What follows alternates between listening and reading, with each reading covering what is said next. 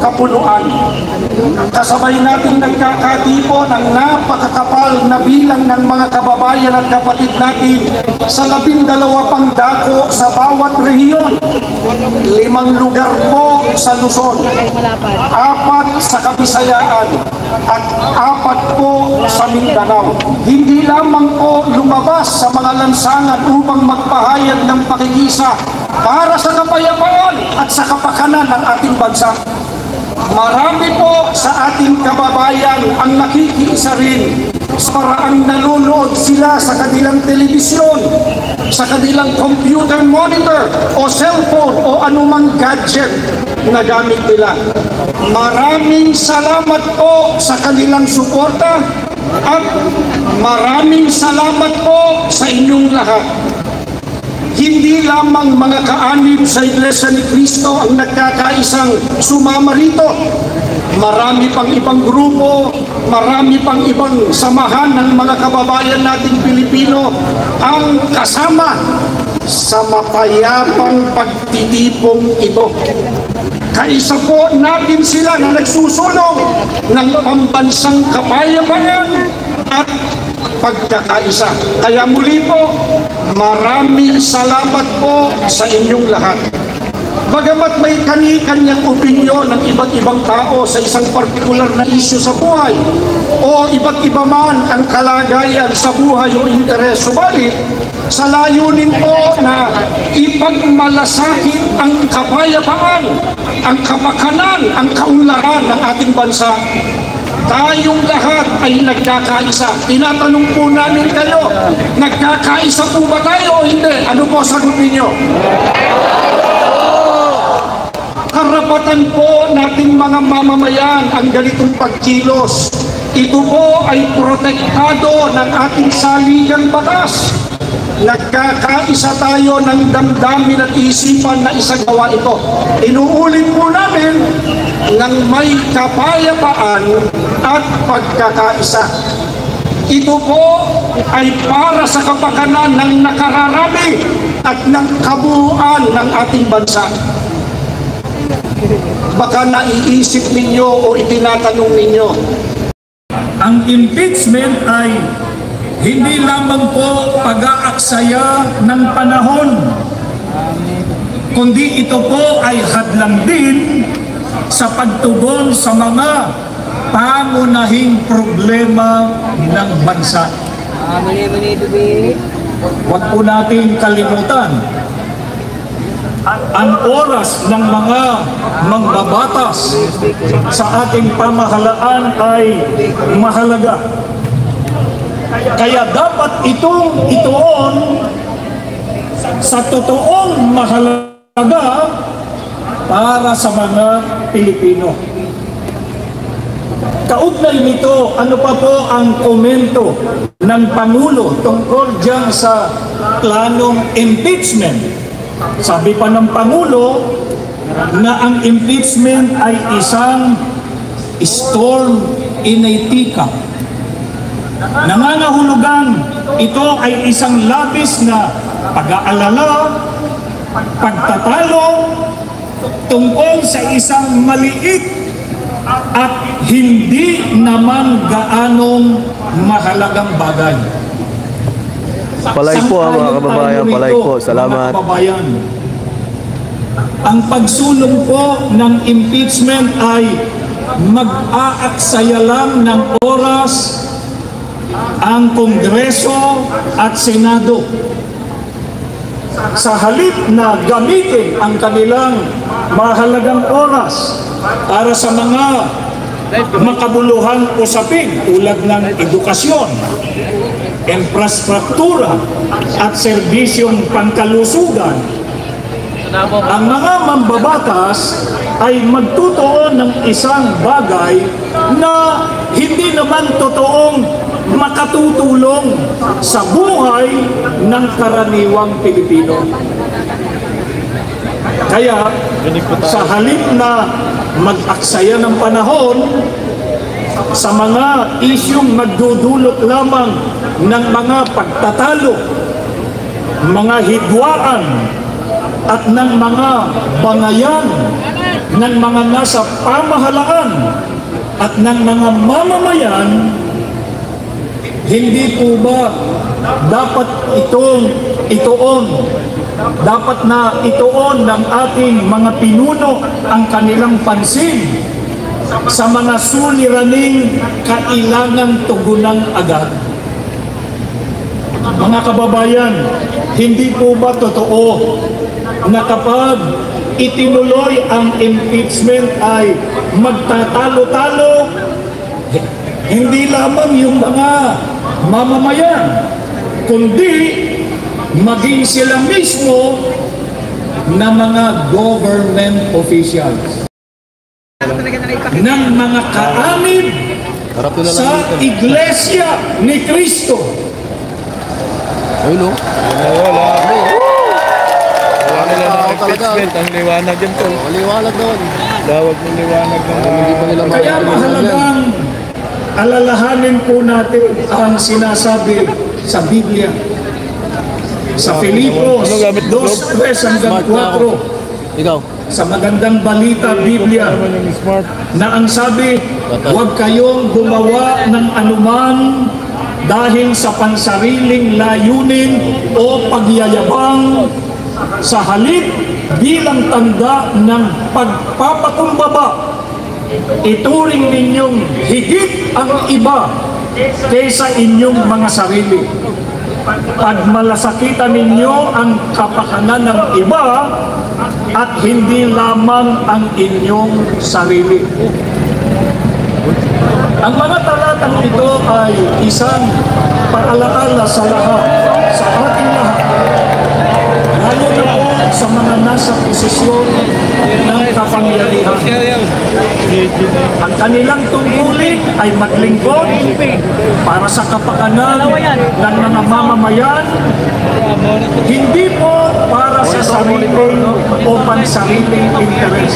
Wala nyo lang top shot At yan. lalo na hindi po para maghasik ng pagkakampi-kampi, Yun yung dahil lang ang hangarin ay humawak ng kapangyarihan. Bumalik na. Balik ko. Oo, ikot na. Marahil po ay walang sinuman ang sasang-ayon sa gayong uri ng leader. yan yung naglanding din. Ang pamamaraan kasi nila ay Kuya, black card mo, divide kuya! and conquer. Kuya, black card mo! Madurudyok sila ng away-away Yan sinasabi ko para eh. magawa po nila na agawin ang kapangyarihan. Mag-i-speech na yun. At Kasi para sila mapanood natin ang yung ano. mapwesto Ako nanonood din ako eh. sa poder. Ayan, umikot na. Ito ang plano ng PNP.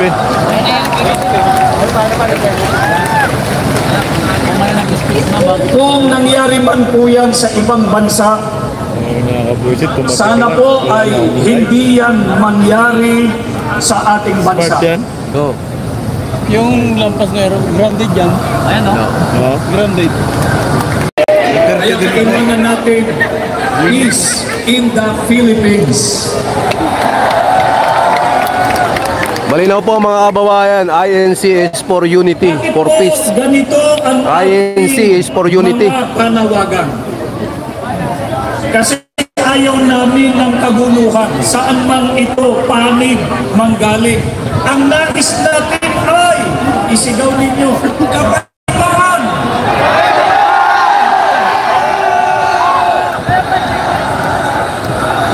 Greetings Arab sa Malaysia. Magandang hapon, no? Hapon na dito.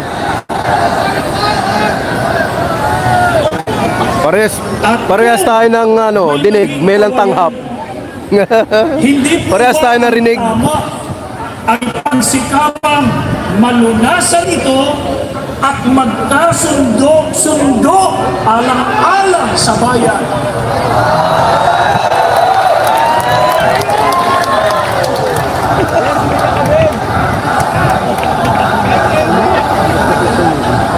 Yung ano ko nga eh. Kami yung ano ko dito. Sabi Sa dito. pagkakaisa Duterte daw. Sabi ko, at sa hindi po, kapayapaan, mananaig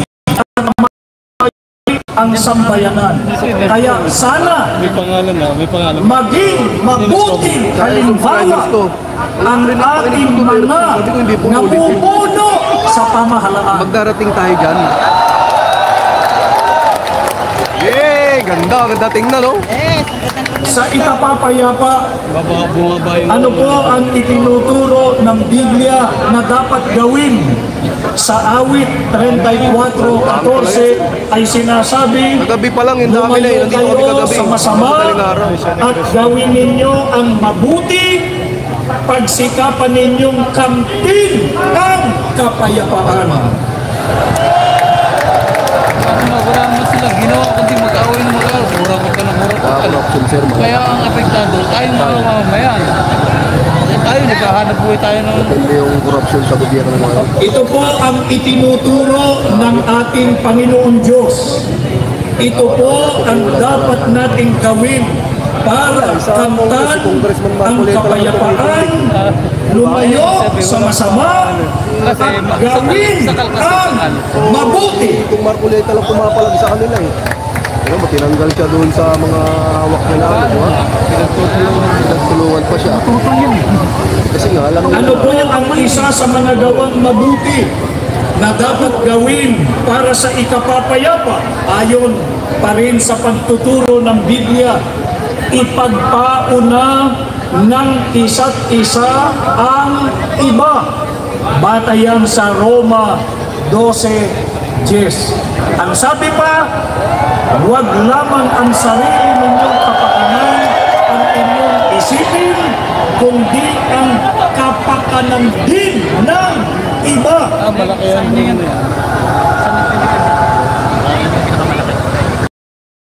Isang tabi ang mga pansariling kapakanan at mga personal na ambisyon. Okay.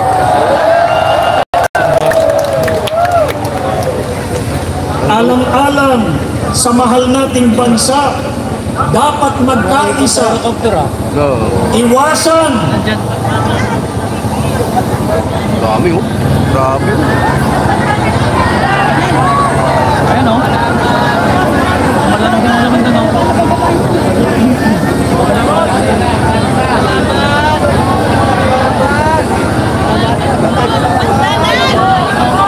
Ba't yung helicopter Kasi yung helicopter pababa ng pababa PNP helicopter, dalawa ho ito, pababa ng pababa. alang-alang po sa mahal nating bansa, dapat magkaisa at iwasan ang pagkakabahabahagi at kaguluhan. Yung helicopter. Seguridad ng mga mamamayan sa mga tumitinding kalamidad. Kakulangan sa hanap buhay. Kriminalidad. Insurgency. At marami pang iba.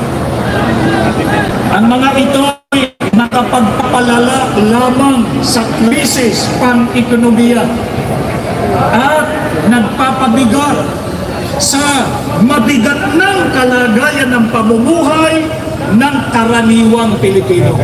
Pansin ang panahon.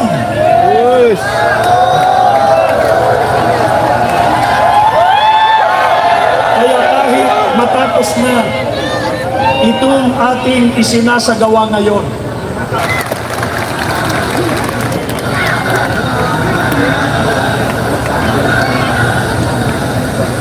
tanglawan-lawan niya ang kaisipan.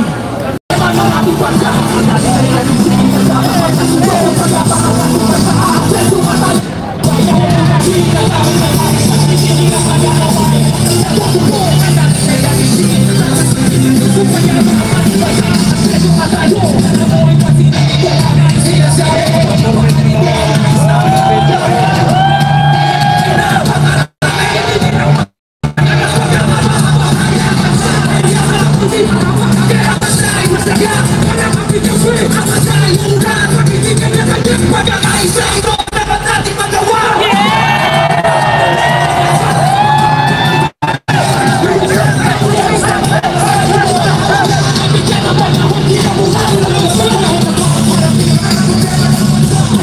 Kailangan mga kaibigan